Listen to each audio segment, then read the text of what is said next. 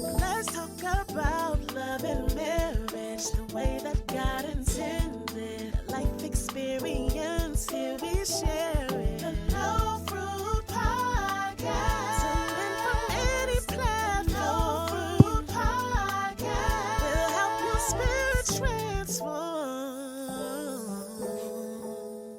Hey everyone, how are y'all doing? Hello out there. You know, it's been a little minute since y'all have heard from us, and we apologize. You know, we have these moments or these breaks because it's been a lot going on. And one of the things that we want to talk about today that one of us did experience. I mean, well, to be honest, you know, this whole year of 2024 has been nothing but growth, expansion, having new experiences, things like that. So, but you know, before we get all the way into the weeds, I have a question though. How do you adapt to change? Some of us don't adapt very well. Some of us don't know when to change, and some of us don't know how to change. But I just want to know, how do y'all feel about change? So, Kyle, what's your thoughts about the word change? There's many meanings for change. So, spare change, you know. I don't know if there's anything called spare change. Well, that's what people used to ask back in the day. Do you have any spare change? Yeah. I don't know if that is a real thing, though. And then you have, like, you know, I guess what you're talking about, just life changing. And so you said your question is, how do I feel? What's your question? Yeah, how do you feel about change or that word? I mean, again, change is inevitable. I think, you know, if you not changing, even if you die, you're still changing. Like the body is still in the process of changing and decomposing even after you've taken your last breath. So pretty morbid. You know, so I mean, changes, and yeah, I'm just saying, like, you know, so when is something not changing? I guess there is a period, you know, at one particular time where one is not changing, but right, whether you accept it or not, change is there. You know, there's where we live, there's change of seasons, there's change of days. Right.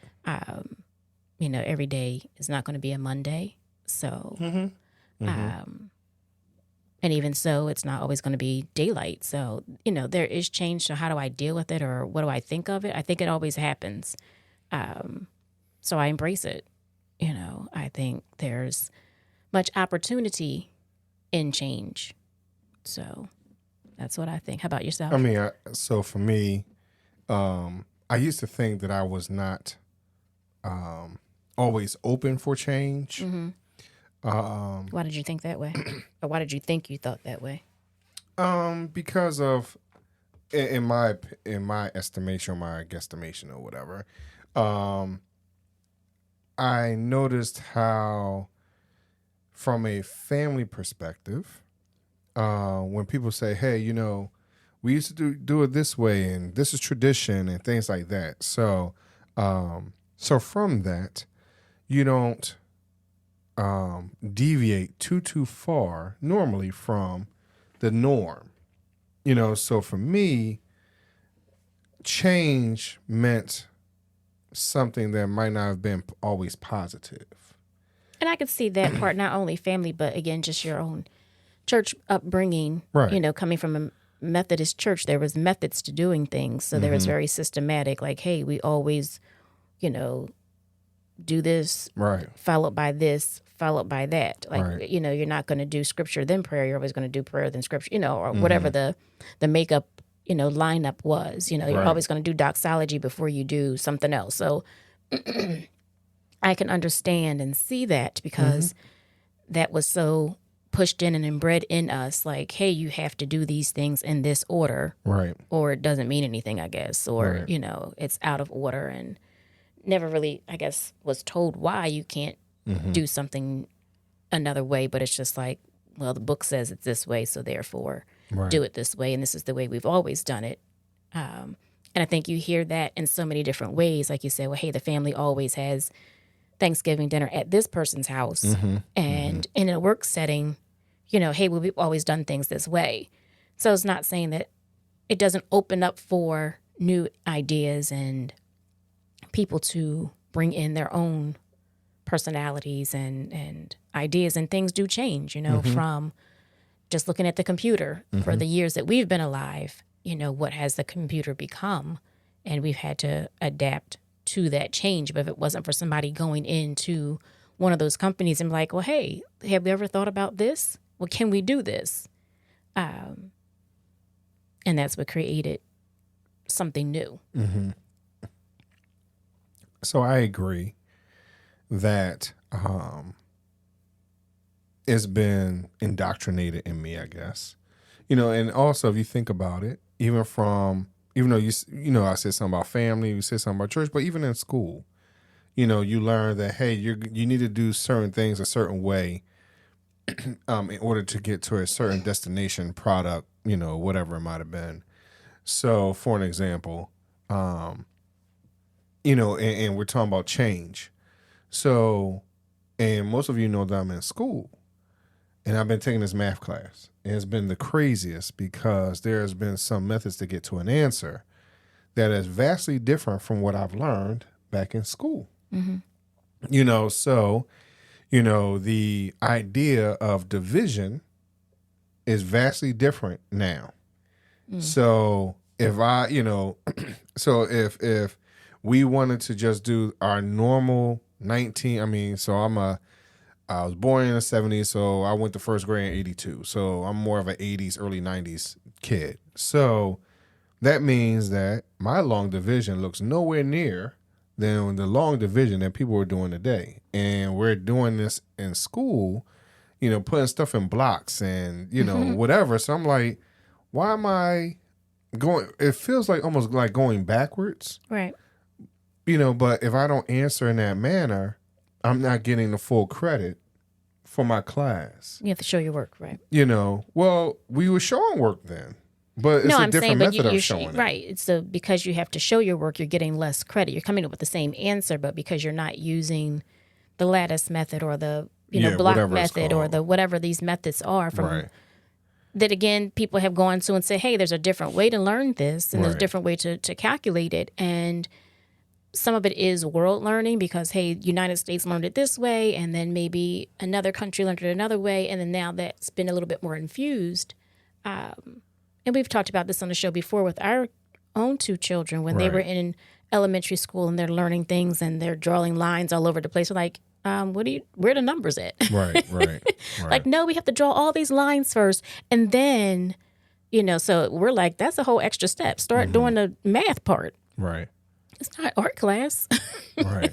So, but that was just a different method of getting to the answer. Then they get to the answer sometimes faster than the way we would. Right. And then sometimes it's longer, But does that offer other thought patterns? You know what I mean? Because everyone is not going to be able to go and follow that method. Right. Like, maybe the multiplication is too difficult. So, hey, if we pull these things out and then we add these two numbers, then it becomes easier for those individuals because they can do that on their fingers. Yeah. So I think, when it comes down to change, we have to understand our why, right? And why we are changing, why we're doing X, Y, and Z. And before we get into all of that, I want y'all to take a little break for a second. Listen to this. Of self-discovery and growth. Uncover your true purpose, overcome challenges, and embrace fulfillment. Let Well, Why Not the Workbook be your trusted companion in navigating life's twists and turns. Embrace your potential. Discover your why. Transform your life. Purchase Well, Why Not the Workbook because your journey deserves purpose and fulfillment. You can purchase today on Amazon.com. So as we try to understand our why and what we're put on this earth to do, sometimes the why gets kind of confused, it's cloudy, or whatever it is. And ultimately, when I'm talking about change and this why space, Kafa just changed her job, right? She has upgraded, if you will. She's gotten a promotion, whatever it might, however she would like to word it. I'll put it, let her word that.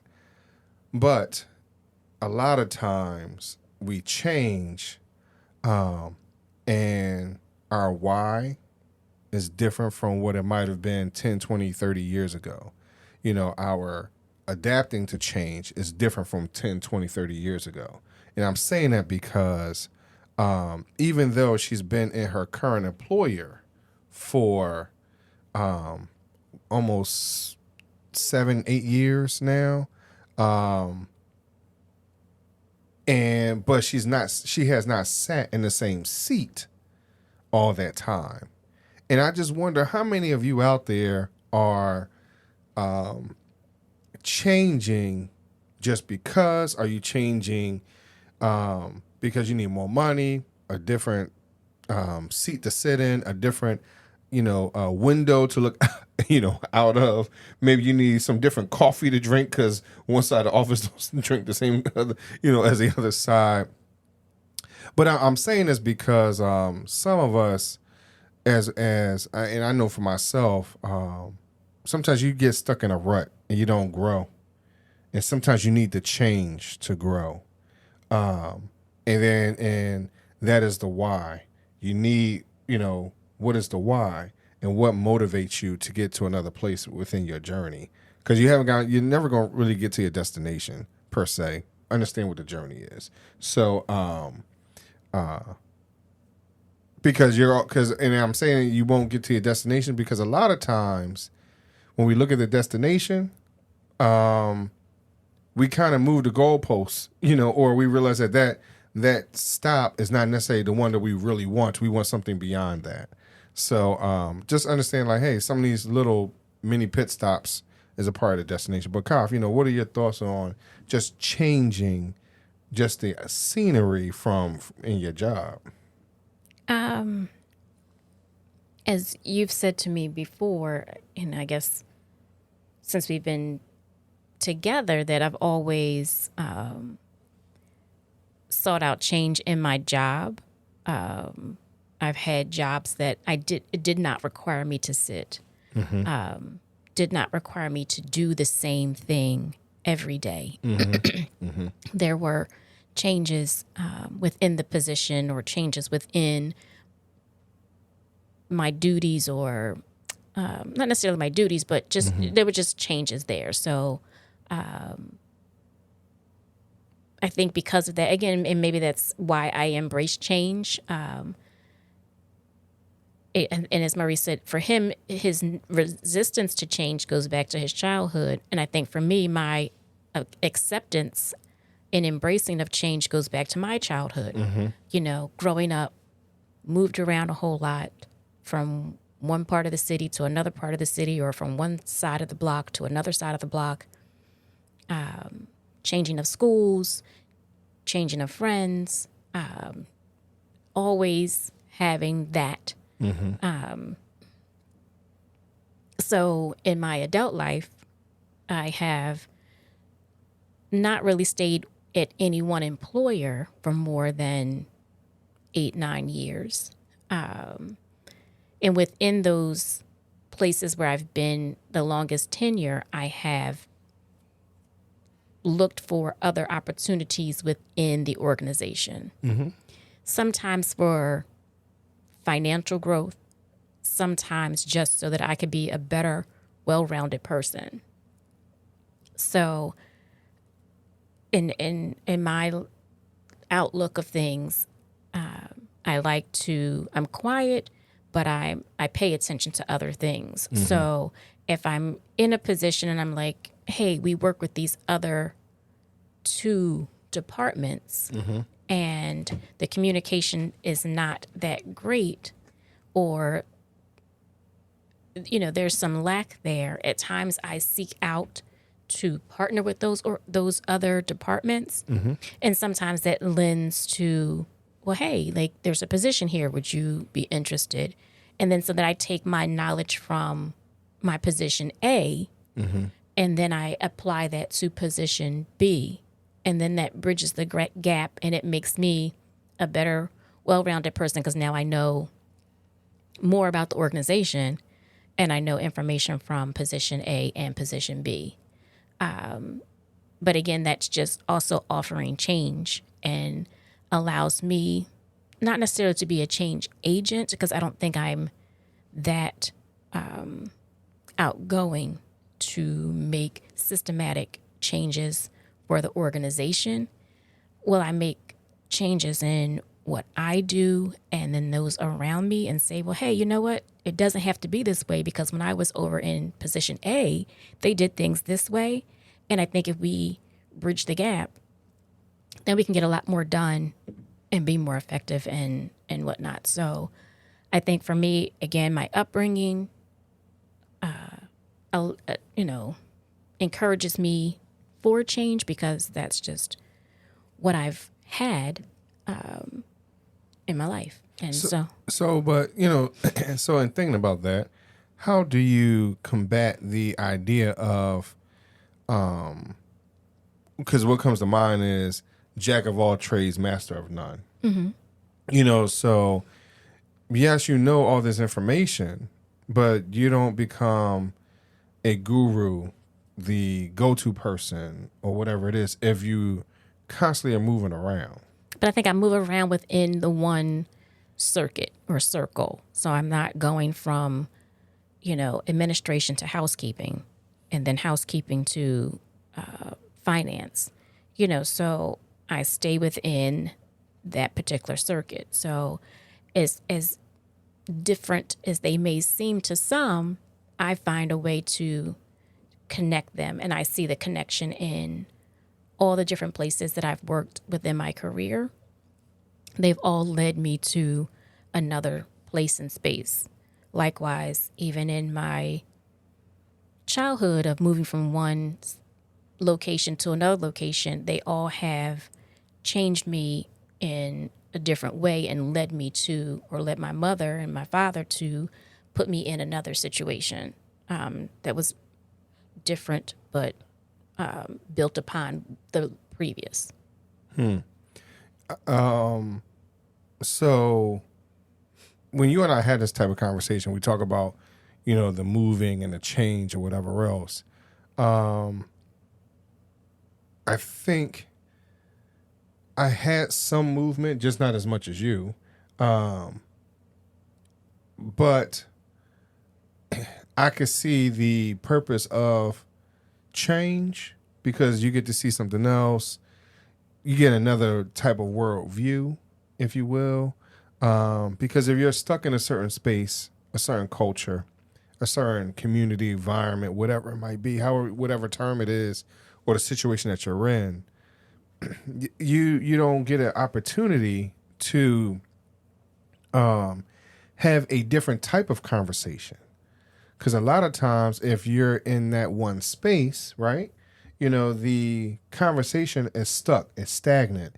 You're going to find people that are very much like-minded, right? And so because of that, everyone now, and I hate to say it like this or look at it from this perspective, but if you got a lot of people that say, hey, all these certain people are bad, right? Then you're constantly going to work that narrative. Everyone is bad in that space. And I can sit here and say, yes, I'm a man of color, so I hear it on a different or multiple levels in that. Yes, I grew up in a quote unquote black community, right? But as I know one thing, the same conversations that were had then are very much the same as an adult being in a mixed community, being now living in the suburbs. So, and it may not be that, hey, this one group is bad versus another, but it's the idea of some group is bad. So it's consistent. That part is consistent, right? So if you're in a organization, we're talking about you moving away, from, upgrading your job, right? So now you're having a different type of conversation saying, hey, you know what? All right, maybe now not this supervisor is bad, because I've been in some places where people are like, yo, this supervisor is bad. This supervisor sucks, right? To now maybe that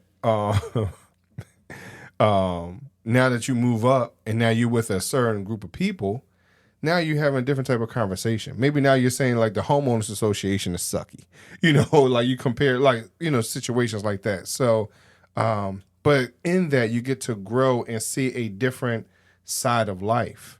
Yes, everyone has a negative space on something, but you don't get to hear those type of conversations because otherwise, like if it wasn't for me, in all honesty, working in Genesis or out in Kennett Square, right? I would not have known about a homeowners association. I had never heard about that before. And hearing people complain about that, yeah, well, my homeowners association fees are $30. Well, mine is $600. Like, why is that?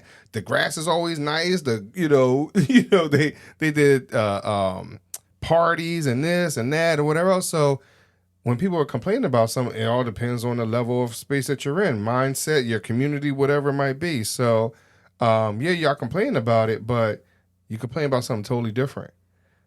And I think with that, what I feel is people complain or talk about things that they don't know about. Mm-hmm. Mm-hmm. I think, and that's where I'm coming from. Like, hey, with me moving around, I am more knowledgeable. Like you said, a jack of all trades. I'm knowledgeable of a lot of different things. I feel as though a lot of them fall within one caveat, but I'm, you can ask me a question about this or that, and I have an answer. I'm not just like, oh, I only know this one thing. Mm-hmm. So back to what you're saying is if I grew up in one area, then I would have that knowledge of that area and nothing else. Mm-hmm. The way that that community lives, breathes, thinks, feels, and then that allows me and others around me to build stereotypes about our community as well as others. Right. But because I have moved about from school to school, I have moved about in the city and outside of the city. Mm-hmm. I have moved about with different types of friends in different cultures that I look at things differently. Mm-hmm. You know what I mean? Mm-hmm. So I have a broader view of things and a different level of respect for things. And, you may say, and, well, you're building excuses for these people or for whatever, but I know that, hey, there's reasons for whatever. And or I don't know the reason for it, but I can accept that people are different. Mm-hmm. And I can accept that because I've been in those areas. Mm-hmm. Mm-hmm. And I can embrace that because, hey, yes, some areas are better than others. Mm-hmm. But even in those, not affluent areas, there is still benefit to it. You and I have talked about that, one-on-one. You and I have talked about that, I think, on the podcast. Like, hey, what would have things been like if we did not move from the inner city to a suburban area? What would our family be like? Would we be tighter? You know what I mean? Would our kids have gone through other things? Would they have better friendships and relationships? Because right now, if you have space around you, then, you don't have a next door neighbor type thing. Or, if you're in a smaller community, then, it just forces you to build other relationships and things like that because you hear, you smell, you live what your neighbors are living. You know what I mean? But, when we lived in some other areas, we only had one neighbor, basically. The other person was across a driveway or whatever. So we didn't hear, smell, live whatever they were living. And even the one that we did, share a space with, a wall with, we didn't always hear and smell. Like because they would say, oh, I'm sorry that the dog was barking. Like, I didn't hear no dog. Like, you know what I mean? So, the one neighbor was like, I didn't know you had kids. Like, because just didn't see and hear that. So, So it's just that difference for, again, being in the inner city where everyone is so closer together. You kind of know when somebody's leaving the house, when they're coming home, all of those things. Right. So it is different. But it can be different for a positive or it can be different for a negative, depending on how you look at things. And I think for myself, I can look at things in both ways and see both sides. And you can say, as you've said to me before, that's the Libra in you where you find this balance, the silver lining behind everything, that there is hope. Like, hey, it's not always going to be bad. Like, there's a positive to living in this area and there's a negative to living in that area. Like I can see both sides. Yeah. I'm sorry. The Aries just was going crazy inside of me. Wow, how so? No, because you said the Libra, want to find balance, the silver lining. Well, no, the Libra is not that way. At least this Libra. I don't think you find a silver lining. I think you look at both the silver, the red, the black. Like you try to look at all. So if I can look at all of those colors, then I can find the silver, I can find the red, I can find the black. So in all of that, I'm finding all of those things. So the Aries, all I see is the red, I guess. But again, some of that, and some of you who are like, hey, Zodiac, it's the devil, whatever. We don't put that much of a big stock into the whole thing. It's just, personalities, all that type of stuff. A lot of it, as we see, has been, again, the culture.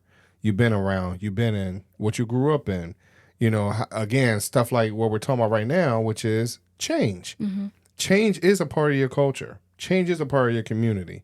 And if people can't figure that part out, don't want it, don't like it, embrace it, put their arms around the word change, whatever it might be, some of us do it better than others. But I really want to know what y'all thoughts are, how y'all feel about this. I really do believe that there's going to be a part 2 to this because there's something else that I think we need to talk about when we talk about change. And there's been a lot of videos and stuff we've been watching about this. So I'm going to keep y'all on your toes about that too. So, but I thank y'all for listening. Thank you very much for listening. And always, like, share, comment on the No Fruit Podcast, Facebook, Instagram, and Twitter. I'm sorry, X. We can't get fit anymore. Now we're getting fixed. Yeah, right. Let's fix it. And be sure to, if you have any questions, comments, or concerns, you can always hit us up on social media, but always email us at nofruitpodcast@gmail.com. Thank you very much for listening to us today. Thank you, guys. And thank you for welcoming us back into the fold. Talk to y'all later.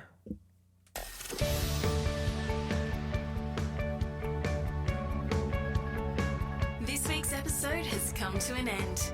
But the fun doesn't have to stop here.